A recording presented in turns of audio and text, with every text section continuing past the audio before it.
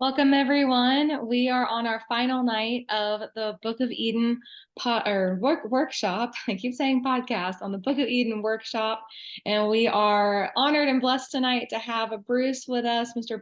Bruce Fleming, with us, author of this wonderful book and workshop and organization. So we are going to be looking at the last two chapters for chapter 7 and 8 tonight. So let's go ahead and just dive on page 103 with Study Guide 7.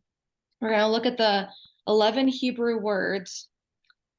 I'll start reading here with us on page 103. It was no surprise that the French books Joy and Bruce read to prepare for this first experience in childbirth emphasized breathing exercises. This was France, the country of Dr. Lamaze. Joy was 6 months pregnant when we arrived in hot, steamy Africa. Then she finally gave birth to their first child in a mission hospital in the rainforest of northwestern Congo. Around sunset on a Sunday evening, after 36 hours of exhausting contractions and hard work, Joy was driven across the mission station grounds to the hospital. A nurse and I were on either side of Joy as we timed her breathing. She received no medication of any kind. I admired her for great effort, which was followed by exhilaration as Joy gave birth to our wonderful baby girl, Christy. Was it a cursed experience? I asked Joy as we looked back on it the next morning. No, it wasn't, but it certainly required a lot of effort. And so we're going to look at what did the 11 Hebrew words that God speaks to the woman. So we looked last night and earlier this week at the words that he spoke to the serpent and to a man, but we're going to look at, we're here for True 316. So we're going to look at the verse of 316 tonight. We're going to focus there. And so let's look back at Genesis 3:15, just back one verse, where God says to the serpent, I will put enmity between you and the woman, between your seed and her seed. He shall bruise your head, you shall bruise his heel. And the bad news that the woman hears in this is the enmity, and that we will have a bruised heel of the offspring. So there's some bad news here that she hears. And in Genesis 3:16, we see the bad news that she hears also is the sorrowful toil and the curse on the ground. It's that curse on the ground that God talks about that goes with 3:17, talking to Adam. So she hears a little bit of bad news here. We've also talked about the good news that she hears of multiple conceptions, but there are some warnings, some bad news here that she hears as well. And so what is the good news that she hears in the Hebrew words harbe arbe? Did I say that right, Bruce? That's real good. Yeah. Awesome. Let's see. To compare with 3:16, we can look at Genesis 22:17, where it says, with that blessing I bless you, and multiplying I multiply your seed as stars of the heavens and as sand which is on the seashore. And what do we notice here? We see that there's a multiplying, I multiply. And that's with those Hebrew words, harbe arbe, that God speaks at the beginning of Genesis 3:16. He says, harbe arbe, multiplying, I will multiply. And he promises to multiply her conception, that she will have children. And it's going to be plural. She's not just going to have one child. She's going to have multiple children. There's going to be many that come from her. And this is good news because it's fulfilling the creation mandate. First of all, this is wonderful. And secondly, it's showing us that God was not talking about pain in childbirth. He wasn't emphasizing any of that to her at all. He was describing that word conception is heron in the Hebrew, that he will multiply her conception is the good news. So although That's good. Let's just dig into those. So this yeah. is the heart of the True 316 message. Mm-hmm. So a lot of people say that Genesis 3:16 has two parts, A and B. And so they kind of cut it into, there's maybe two lines that makes A, and they got two more lines that makes B. And Joyce says, no, wait, no, careful. That's not what happens. We have 4 lines. We have A, B, C, and D. A is by itself, and B, C, and D are the second group. So you can see if you link B with A, that already you got a problem. So B, C, and D go together, and A is all by itself. Now, what makes A stick out? It's got this stutter, and it says it's to multiply, to multiply. Now, if you say holy, holy, holy 3 times in Hebrew, that's for emphasis. You can't get any more. 3 times, that's incredible. If you say to multiply twice, that's very intensive. This is called an infinitive absolute. And so you'll find this in other places in the Hebrew. But this verb repeated twice like this is only 3 times in the whole Bible. The other 2 times, one is to Hagar and one is to Abraham. And both of those times has to do with as many children as the stars in the heavens and as many children as the sands on the seashore. And so this is a wonderful, specifically, of course, to Abraham, it's a blessing formula. And so when we see this multiplying, I will multiply to her, we say, oh, this is good. This I already expect good news. What's the good news? Now there's 4 words in line A. So multiply, I will multiply. Let's skip the 3rd word, go to the 4th word, heron. So multiply, I will multiply your conception. Or multiply, I will multiply your pregnancy. Okay, I can hear sands of the seashore and stars, of the heavens. This all fits. And so the word that is used for Hagar and for Abraham is multiply, I will multiply your seed or your offspring. The Hebrew word is zerah. And so you're expecting a zerah, multiply, I will multiply your zerah. Well, it was just used in 3:15. God said her zerah will crush the head of the serpent tempter. And so he's referring to that, but he's just saying to her specifically, I will multiply your conception, or I will multiply your pregnancy. A lot of people think that this is about childbirth, pain in childbirth. I'm going to multiply your pain in childbirth. Well, wait a minute. There's no pain in multiplied conception. There's no pain in the 9 months of multiplied pregnancy. That's a fulfillment of the promise, the creation mandate, go and fill the earth and, have all kinds of kids. It's also fulfillment of the proto-evangelium, the first announcement of the good news. So 3 of these 4 words are good. Multiply, I will multiply. That's a good formula. Word 4, that's a good formula.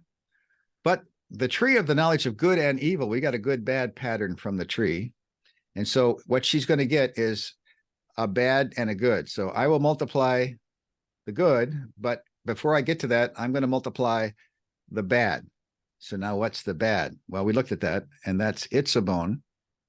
And the itzabon is related to 3:17. So God says to her, I'm going to multiply bad news and good news.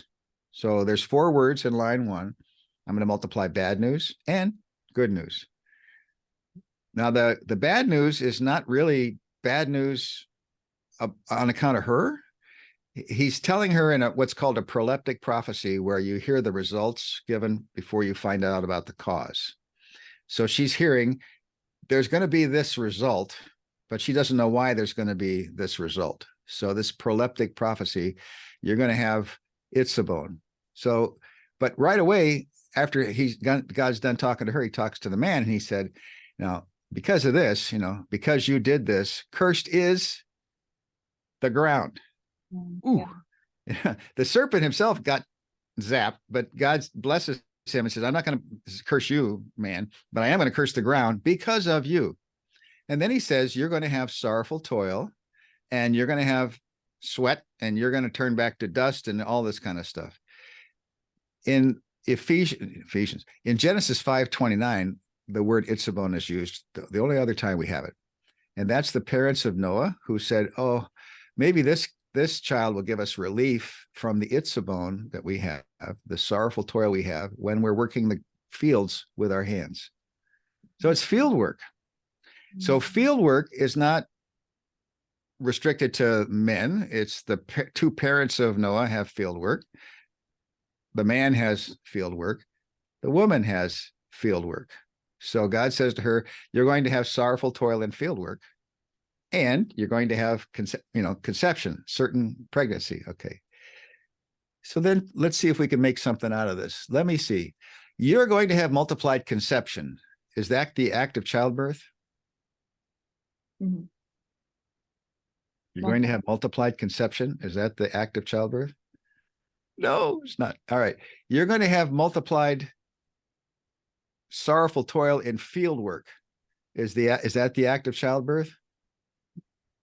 It's got nothing to do with it. You're out there in the field. Dirt under your fingernails and thorns in your palm or something. So what he says to her has nothing to do with childbirth. Mhm.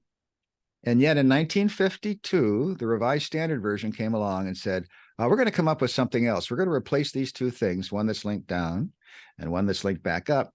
And we're going to come up with just one thing saying God's going to multiply pain in childbirth. Nobody caught it.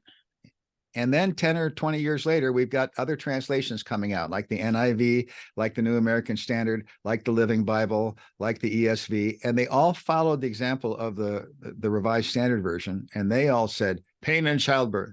Was that the first time that had ever been used in 1952? In English, in a major translation, yeah. There was a Jewish translation of the Old Testament early in the 20th century, and they did it there too. That might have influenced the Revised Standard Translator some. Mm-hmm. But if you go back in the old King James Version, they don't say that. It says God will multiply the sorrowful toil and he will multiply the conception. And in the New King James, they still maintain that. You can see there's two things that are going to be multiplied. So this is the whole reason we want to true the verse. Because if you think that God didn't link these two things, if you miss that, and you're reading a translation that says he just zapped the woman, then in Africa, we had friends that told us, well, you might say that the Hebrew verb for curse is not there, which it's not in 3:16, but he really did curse her because she's got pain in childbirth. Okay, would there have been difficulty in childbirth? I would think so. You got a whole baby coming out, it's a lot of work to push and to open up and to deliver that baby. Would it have been as bad as it is now? I don't know. There are all kinds of birth methods that make it easier. You work with it, and you go ahead and deliver.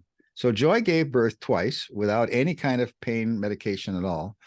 She actually wanted it, but when she asked for it, they said, "Oh, that's too late. You should have asked earlier." So she didn't have any pain relief. But she said, well, it was hard work, but it wasn't a curse. It was effort, but it wasn't a curse. So if, though, our friends in Africa told us, if God zapped her, then that's a punishment pretty much equal to a curse. If he had to punish her so bad, he didn't punish the man that bad. So now she seems to deserve a worse punishment than he did. Therefore, she must have been more guilty than he was. Therefore, she must have been a real stinker and deserved that. And so God put her down, and we should keep an eye on and put down all her daughters and restrict them in the family, restrict them in the church, restrict them in society, just like God restricted her in the garden. And that's all based on a false interpretation of Genesis 3:16. Yeah. It's incredible how deep-seated it goes. That really, when I realized how systemic this can be when we get this wrong, it's wild. But I'm thankful to have this to see it right. Yeah. So now we can lift that so-called curse, and people talk about the curse of Eve. I hadn't even heard of that. I'm sorry, I was ignorant of that. But when we've been teaching this and people come back and they say, well, what about the curse of Eve? I go, I don't know. What? There is no curse of Eve. And they have a couple of curses of Eve. They say, one, that she was cursed with pain in childbirth because she was so bad. Okay, who said she was so bad? The man. When God said, what have you done? Well, I didn't do nothing, but she did it, and you did it. And he blame shifts onto them. Well, that's a lie. That's wrong, and it's not correct, and it's really abusive. It's a terrible put down in front of the judge of all creation. He's saying, "Look how bad she is." Well, she wasn't bad at all. She didn't do it on purpose. She wasn't his. There was a tempter, but it wasn't her. Yeah. So we got to clean up line A. Once we get line A cleaned up, then you have to say, okay, Dr. Joy Fleming, what do we have in B, C, and D? And she says, we ain't got no more verbs. Of course, she doesn't talk that way, but you know, there are no more verbs. All right. So what's that mean? It means that he took action in line A. I'm going to multiply these two things, sorrowful toil and conception. That's all. And by the way, there was no punishment mentioned in 3:16 because the punishment was the day you eat thereof, you will die. And they're both dead. Okay. So now we've got something happening in lines B, C, and D. And I can't wait for you to tell us what happens. I was going to have you explain that part. But yes, I love the summary of the, you know, of line 1 and then versus line 2 to 4. So in line 1, God acts. He says, I will multiply your sorrowful toil and your conception. That's the 4 Hebrew words that you're mentioning there. And then in lines 2 to 4, God explains. I love that. Yeah, that summary there. He is explaining to the woman what is going to happen. He's not. It really changes, I think, the scripture when you realize he's not saying, I will make it so that your affection is for your husband and I will make him rule over you, or I want him to rule over you. God's not saying that at all, but we read it that way for some reason, even though it's nowhere in there. To your point, there's no verb in the Hebrew. See, they think she's already gotten one curse on her body, and then they're waiting for some more curses. And they come up with one at the very end. They say, oh, see, look, she's cursed with having him rule over her. Mm-hmm. Well, that's not very polite. You know, the fact that you have a husband means that, you know what, he's cursed. You're cursed because he's going to rule over you. Well, there's so much messed up there. So what's going on in line B? What would you say is happening in line B? Further, definitely further of an explanation. He's describing and explaining again what child rearing is going to be like. Yeah. That there's going to be sorrow. Our book on page 104, book says effort. We need to cross that word out though and put sorrow or grief. Bruce, can you explain that a little bit more, that change? Sure, that's fair. So the more we looked into it, the more Joy said, you know, we've got to clean this up. So our next edition in the Book of Eden won't have that problem. But so the question is, what God has just a couple Hebrew words for her in line B. He says, with Etzev, Yalav, Banim. Okay, so Etzev sounds kind of like Itzabon. You can hear Etzev, Itzabon, and tree in 3:1 is Etz. So there's kind of a pun going on. You got the Etz, Etzev, Etzev, Itzabon, middle. So in this case, it's Etzev, and that is not. So if you think about it, most translations will say, oh, here it is. God stuttered. In line 1, he says, I'm going to zap you with pain. And just to confirm that to you again, I'm going to say it again. With pain, you will give birth to children. Now, what does that mean?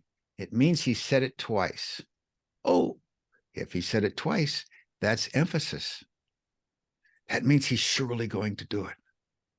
See that? But he didn't emphasize it. He didn't do it twice. He had Itzabon once, and he had Etzev next. He had the verb, right?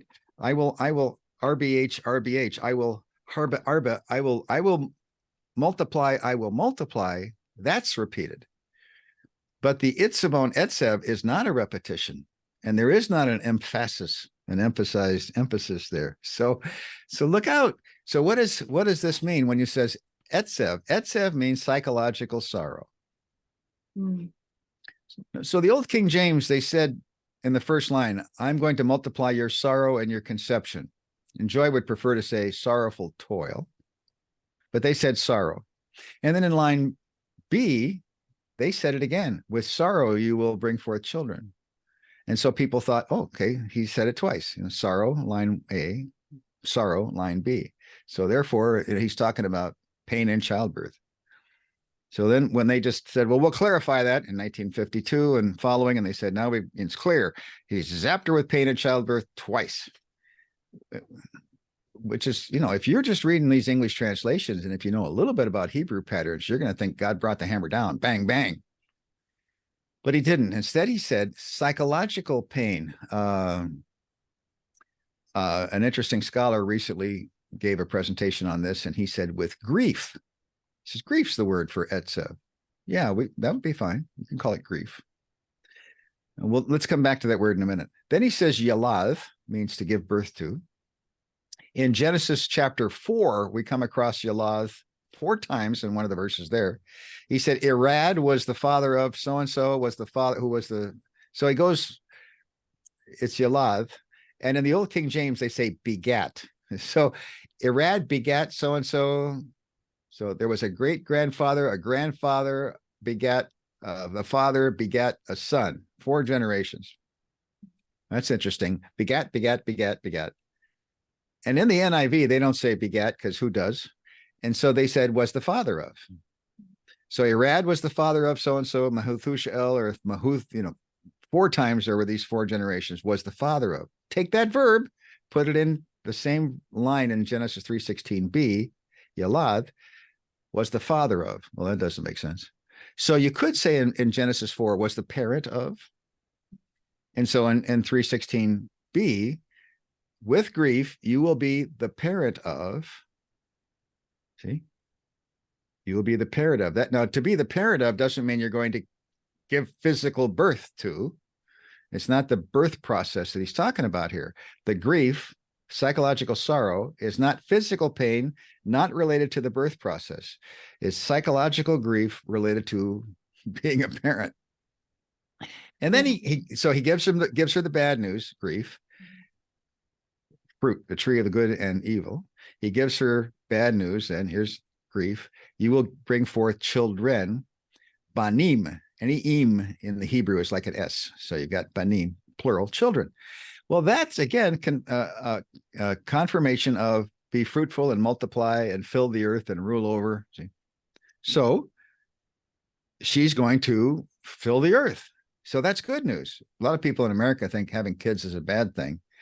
When we got to Africa and Joy was 6 months pregnant, they saw her, or they lit up. They, oh, good, you got a baby coming. Everybody, whether we knew him or not, they all, oh, isn't that wonderful? He said, yeah, it is. And it was.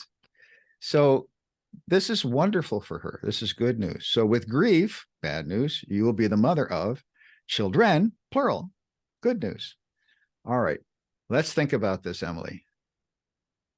She had children, 2 kids, 3 kids, more kids. Mm-hmm. How did she have grief as the parent of Cain and Abel? One of them killed the other. Yeah. And it's even worse than that, because the promise to her was, you will certainly have conception, and this offspring of yours will crush Satan's head. And so in Genesis chapter 4, verse 1, she says, I have begotten a man with the help of the Lord, or the Lord. And so what she's doing is she's making a statement of faith, a confession of faith, that maybe this firstborn is the one. I just gave birth to the Messiah. So with this great expectation that he's going to be the spiritual savior of the world, he's the guy that God says, all right, now I am going to require sacrifice when you worship me, and it's going to be a blood offering. Why is it a blood offering? Well, it's a blood offering because Jesus is going to die on the cross for us. So it symbolizes what's going to happen with Jesus on the cross. All right. So now Cain is growing crops. Abel is growing animals. Whose work is he going to have to go to get animals that you can sacrifice for a blood offering? Abel's. All right. So Cain, you don't have sheep. You're going to have to go over and get one, buy or whatever, borrow, or it shouldn't have been very complicated. Okay, can I have a lamb? Yeah. All right. So now they each have a lamb, and they both sacrifice their lambs as a blood offering to God, which is fitting. So like when Moses, for example, was told in the desert, when they left Israel and they're going through the desert, at one point they needed water, and God said, strike the rock. And so Moses struck the rock with the rod and water gushed forth. That was symbolic of God striking Jesus and life poured out of Jesus. So that was wonderful.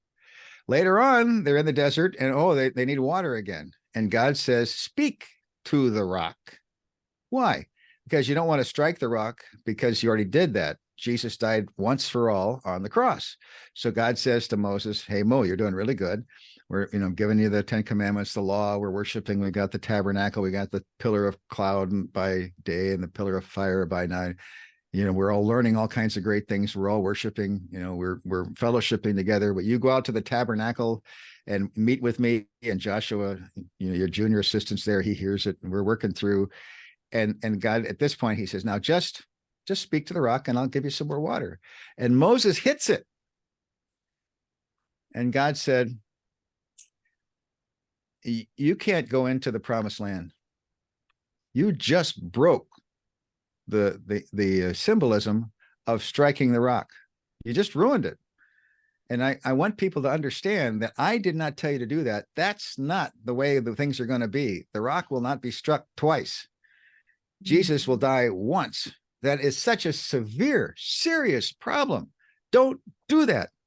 Okay, so now this is how he's teaching them through actual actions and actual things. Go back to the outside of the Garden of Eden.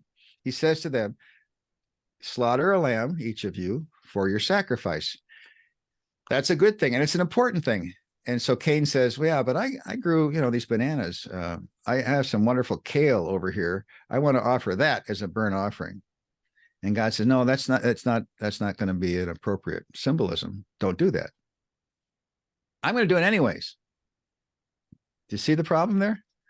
So even before he kills his brother, his willful disobedience and rebellion against God, I'm going to rule over my own idea. I'm going to decide how, what your symbol, I'm going to decide who's going to be the savior of the world. I'm going to symbolize that through my offering these wilted plants when the fire hits them. God said, no, don't do that. I don't accept that. And so, well, and he gets a bad attitude. And God says to him, look out. Don't be overpowered by this bad attitude. This is not the thing to do. And God, again, Cain doesn't accept that. So mom is watching this and she's seeing the bad attitude of Cain. And then she's seeing, his action and God's interacting. Obviously mom and dad know about it. And so then finally Cain takes his brother out in the field and rises up against him and kills him. There's just grief after grief after grief. This boy who could have been the Messiah, she thought maybe, turns out to be, Jesus called Satan, in the Gospels we have a recording, he called Satan a murderer in the beginning. He called Satan the father of lies. So he's following the father of lies. I'm going to take this symbolism that you want and I'm going to twist it. Well, that's turning the sacrifice into lies and falsehoods. And then I'm going to kill somebody else who's made in God's image. It's just a terrible experience for her. And then, then he still rebels after God talks to him and he says, oh, this is terrible. People are going to kill me. He's blame shifting. Oh, his dad did that.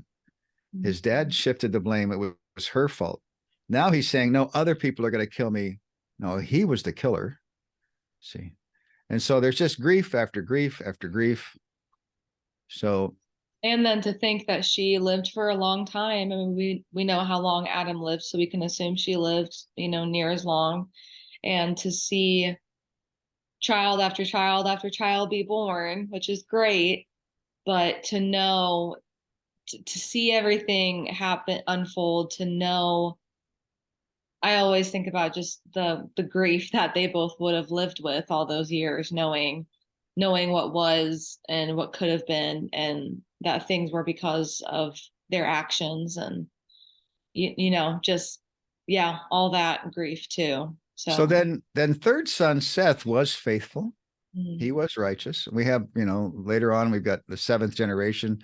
God took him. He didn't even die. So there were faithful offspring, but then there were also sinner sinful offspring of Cain, to the point where God says, I'm going to have to wash the whole world clean of all of these sinners.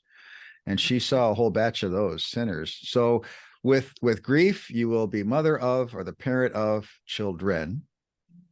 So now that's the relationship as a mom. And then lines C and D, it's going to be the relationship as a spouse. So how about lines? Now, remember, she's not the temptress. She didn't get punished for anything. She is not going to have pain in childbirth. She's not the cause of the grief, although she will suffer grief because of the sin that her children are going to give. So what's going to happen in her relationship with her husband? It's going to be interesting. It's not going to be like it was in chapter 2. No.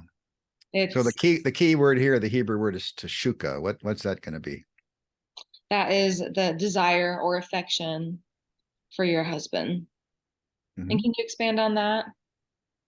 Well, it's pretty simple. There's no verb at all. Okay. And so it says your teshuka for your husband. So in Genesis 4, it talks about sin is crouching at the door and it wants to, eat you up. Look out. So that's used there. Well, that's kind of strange. It doesn't have anything to do with human desire. But in the Song of Solomon, we have teshuka used once, and that's where King Solomon and his wife, and his love is for her. And so in Genesis 3:16, her affection is for him. They're on their honeymoon in the Garden of Eden, bed and breakfast. Of course, he looks at her heart and he says, well, you didn't rebel against me on purpose. You didn't abandon or accuse the man. You don't have a rotten attitude. I'm looking at your heart, and your teshuka is fine. So atta girl, did good. Okay.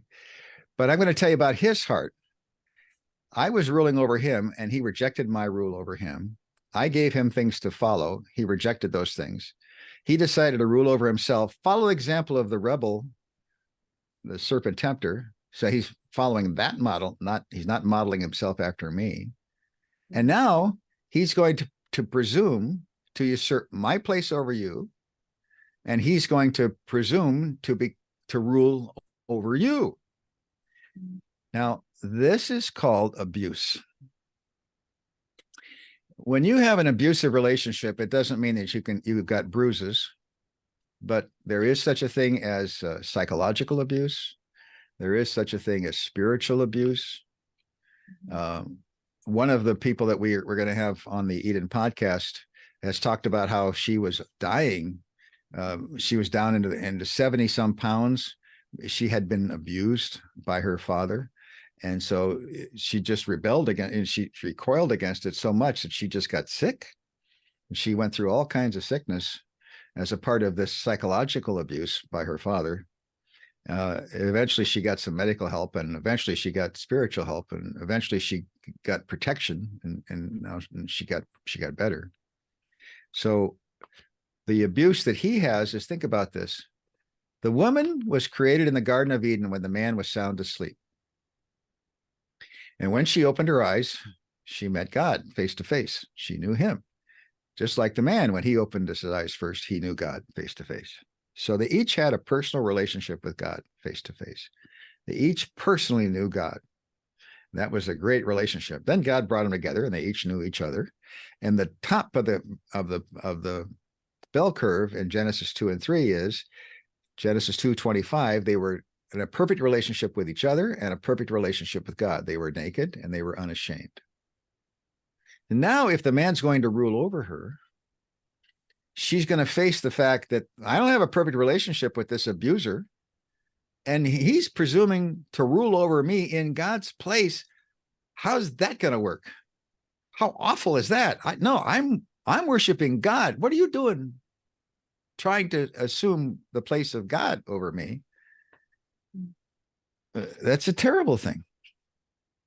But then again, the next thing that we hear from her is Genesis chapter 4, verse 1. So if she conceived right away, that 9 months later, or got around to it, whatever time period later, she did give birth, and she did have a confession of faith. I have gotten a man, the Lord. So she got victory. She got success over this abuse that she was living through.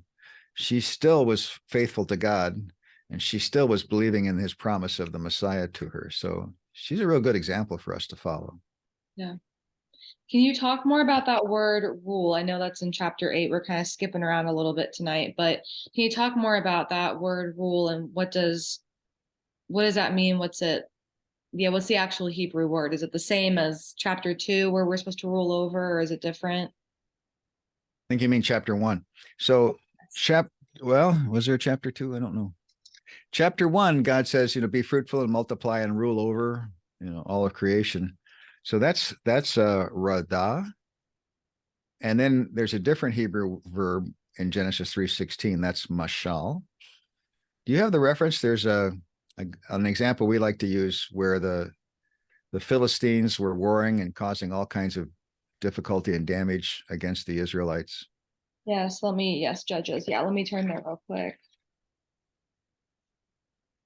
Yes, Judges 14:4 is where that is used. Is that right?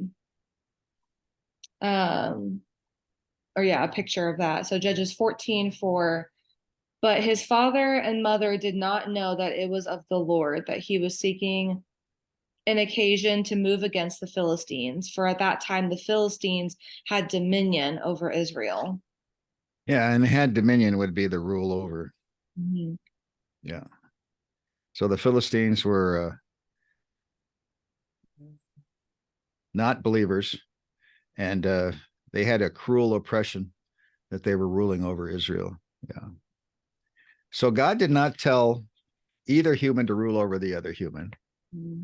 He told them together, say, you're both in my image, you're both in my likeness, you're both to rule over, just like I rule over you two, all of humanity, then you, all of humanity, you rule over all of creation, all of the animals and all of the world. And God said to her, now if God's telling the man go rule over her, that's one thing, but that's not what happened. He's talking to her when we hear about this. So he's warning her, look out, his heart has changed. He's going to rule over you. And then God turns to the man and he says, now I'm going to talk to you, young man, because he was young and a man. So he says, okay, I'm going to talk to you. And here's the scary thing. He talks to the man just like he talked to the serpent tempter. So when he talked to the serpent tempter, he had 6 points because you cursed is all the days of your life. He has 6 different points. Bang, bang, bang, bang, bang, bang. When he talked to the woman, none of those 6 points are used. Now we got a contrast. Got the serpent, 6 points. We got the woman, none of those 6 points. Well, the serpent was a rebel. He got a curse. The woman was not a rebel. She didn't get a curse. Now we get to the man. Oh, we got the 6 points again. Must have another rebel. Because you cursed is all the days of your life, etc. See, and there's even words in there like shoof, shoof, and shoof, shoo. They sound the same, even part of the 6 points. So something is parallel the way the serpent tempter is judged and the way the man is judged, and something is not at all parallel the way she is judged. And yet many commentators say, well, God does this and he does that and he does it again. 1, 2, 3. He judges all 3 the same way, and he doesn't. So how could they say that? Because they missed it. They missed, and I think we've talked about this earlier, but when the people of Israel came out of the desert and they came into the promised land, God says, I want you to set aside 6 cities of refuge. So these 6 cities of refuge, 3 on one side of the Jordan, and 3 on the other side. And these are because if you are guilty of first-degree murder, then there is the nearest relative, there's somebody that's going to be the person that avenges the death of the one that got killed. And so this avenger is going to swoop down on you and is supposed to put you to death. Okay. So it's a death penalty for killing somebody. So people say, well, why should we have, the death penalty? Well, because God said, this is the ultimate value in the whole world is the human life. And you take somebody's life, then your life will be taken. If you did it on purpose, that's first-degree murder. So that was an order. If anybody in Israel, anywhere that they did it, if they killed somebody on purpose, then the avenger would put them to death. Well, what if you didn't put somebody to death on purpose?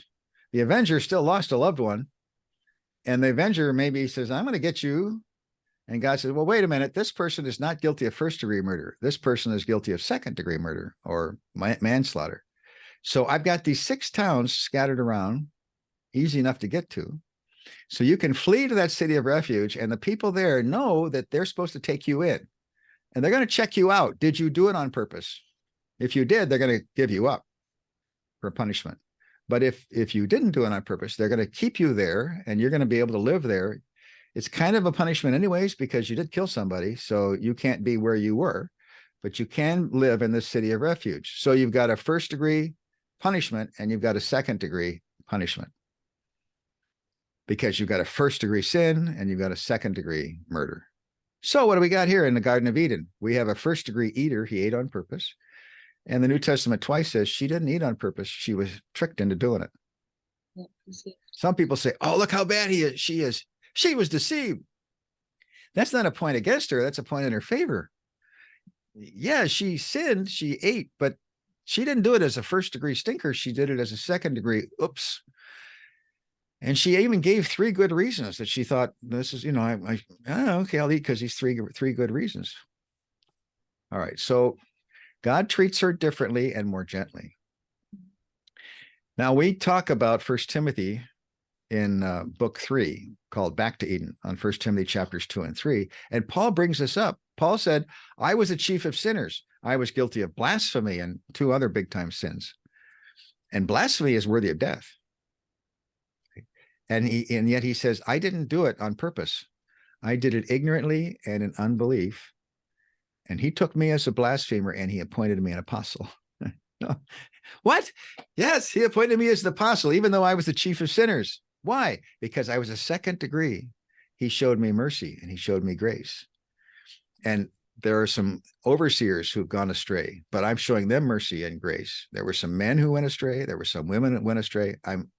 Both of them, both categories, these men and these women overseers, I'm showing them mercy. I'm showing them grace. Why? Because they were like me and they were like Eve. Yes. So the reference in 1 Timothy chapter 2, verses 13 and 14 is to the fact that God was gracious to the second degree eater, Eve.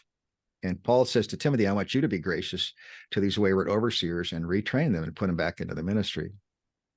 But people come on 1 Timothy 2 and they put the hammer down. See, oh, there we go. We got this deceived, rotten person, and God is vengeful, and they misunderstand it all. They don't get the sense of what's going on because they don't understand what happened in Eden. Yes. Yeah. So the man gets all kinds of bad news. She got promise, a mixed, good news, bad news, good news, bad news. But the man got Joy has a more detailed pattern. If you go to true316.com/shop, you can buy her dissertation and you can get the Hebrew and you can look at all this stuff. And there's a good bad pattern for the man, but it's twice as bad as it is as it was for the woman. It's more complicated because you've got all these 6 points and stuff. So at the end of it, he's feeling pretty sour. Now he could be feeling repentant and he's been saying, wow, this is, I didn't get cursed personally. And thank you for the grace that, thank you for talking to me, Lord. I don't want to be like the serpent tempter. I don't want to be categorized like him. I want to come back to you in confession and restoration. I don't want to abuse my partner. But instead, when God stops, then in Genesis 3:20, the man says, you called us both Mr. and Mrs. Adam. We were both Mr. and Mrs. Human. In Genesis 5:2, he says he called their name Adam, Ha'adam. And he says, I'm going to arrogate that name unto myself. I am going to be the Adam. And I am going to slap a name on you, just like I put names on the animals. And that's where he first rules over her. So there's a naming formula that was used in Genesis chapter 2, where God says, I want you to call them names. If you get the word call and name, the combination of calling and naming, those 2 things, that's part of the naming formula. And it's other places in the Old Testament. Okay. So he calls them names, which is appropriate. He's ruling over them. He's by himself. He's got the animals. He's calling them names. But then he calls her a name that he makes up. And he says, "Oh, you've been talking to me about death and, dying and dust and all that. Well, I'm going to call you." And who cares what he calls her? The fact that he calls her with a name using the naming formula, that's the bad thing. And he comes up with the name Eve, mother of the living. Is that ironic? Yeah, I'm the father of death and you're the mother of living. I can't pound the table on that one, but that's what's going on. That's his obvious sin. Most people don't get it. They say, "Oh, that's just interesting. Oh, that's where we got the name Eve." No, that's not where we got the name Eve. That's where she. So in England, the King of England would say, "Kneel, Lancelot." Then he takes the flat of his sword and he puts it on one shoulder, and then he takes it over and puts it on the other shoulder. And then he says, "Rise, I.W. Sir Lancelot." That's a naming formula. So basically he's doing the same thing, kneel. That's honoring Lancelot. This is not honoring her. So he says, "I.W. Lady Eve." And that's not a good thing. And then God says, "Okay, let's get out of here. I don't want you eating from this tree and living forever. You're going to die." And then Jesus can die for your sins and you can receive the gift of eternal life, but you're out of here. We're done. Yeah. The naming formula, when I saw you on Sheila Gregoire's podcast, that was the point that my mom and I both lost it. We had never heard that. I think that was like the selling point. Everything else had been great. I loved it all up and it was great. And then we heard that and we were like, that changes everything to see that he named her. To your point, it doesn't really matter what it was that she was named. It's the fact that he named her at all. He named her as though he had authority over her, because he named her in the same way that he named the animals who he had authority over. And I think it's also such an interesting, I just like to sit and think about it sometimes. It's such an interesting response. To your point, he didn't even respond to God, at least that we have record of. Yep. He didn't talk back to God after God lays everything out to the serpent, the woman, and the man. Yep. He doesn't respond in any way. He just, he gets done talking to God and immediately turns to the woman and does what he does. And it's incredible in a kind of a bad way, but it's wild, I think, to see the whole picture of what happened.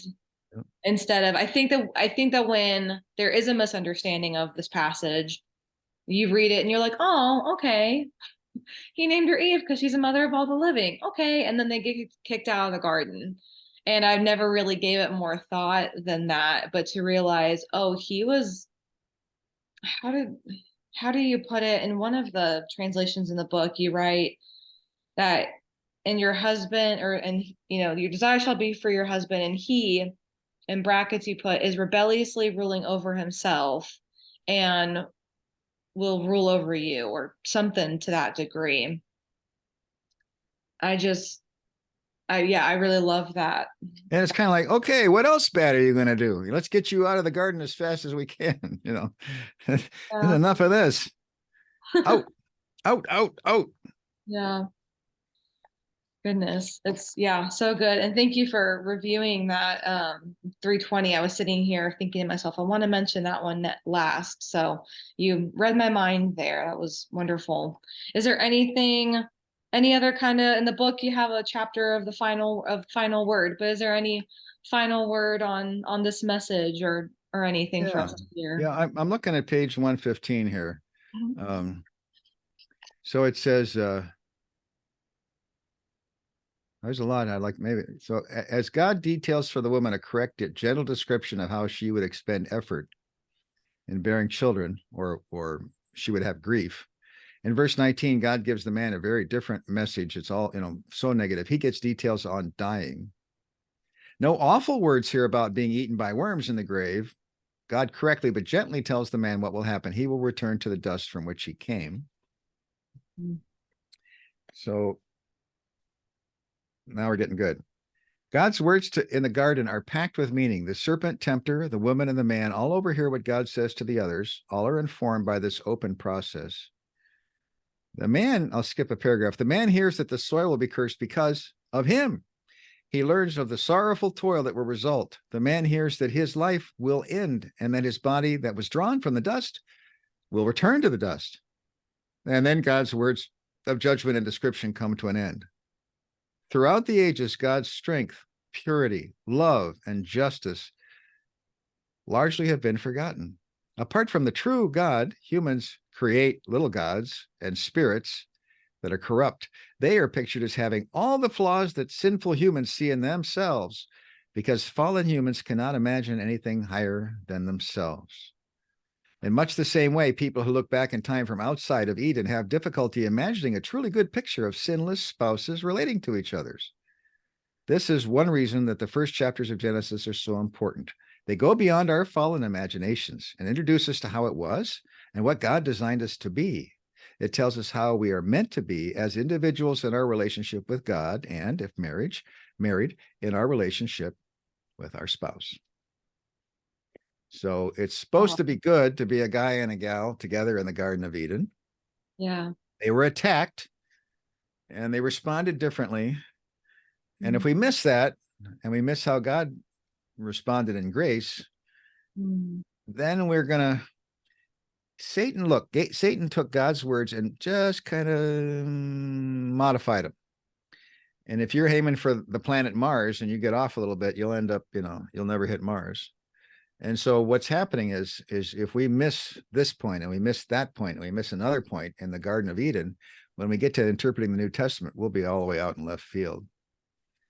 And it'll result in the possible allowing the weaponization of some of these passages on women and men. So we don't just talk about Genesis chapter 3 and verse 16. We talk about Genesis 2 and 3 in the light of 3:16. And then we talk about Ephesians 5 and 6 in workshop number 2. We talk about 1 Timothy 2 and 3 in workshop number 3 for True School.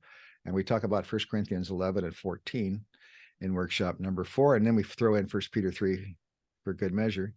So I would like to encourage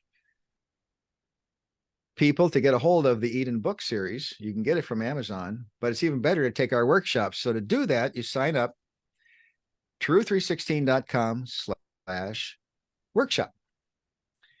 And the courses cost $69. But if you become a true partner for a whole $25 a month, what happens then is that you get all the courses for free. We'll send you a free coupon code, and you can retake the courses. You can review them. If you miss a night, you can get the video sent to you. Plus, your money goes to help us spread the word and get the word out. So that's true316.com/partner to sign up and get the free coupon code. Yep. Awesome. Thank you so much, sir, for your time. Thank you for explaining these verses to us. And this is such good news. It's such good news for men and for women and for marriage and for relationships. This is wonderful. This has been just a great class, and I'm looking forward to the third book, which is Back to Eden on 1 Timothy, right?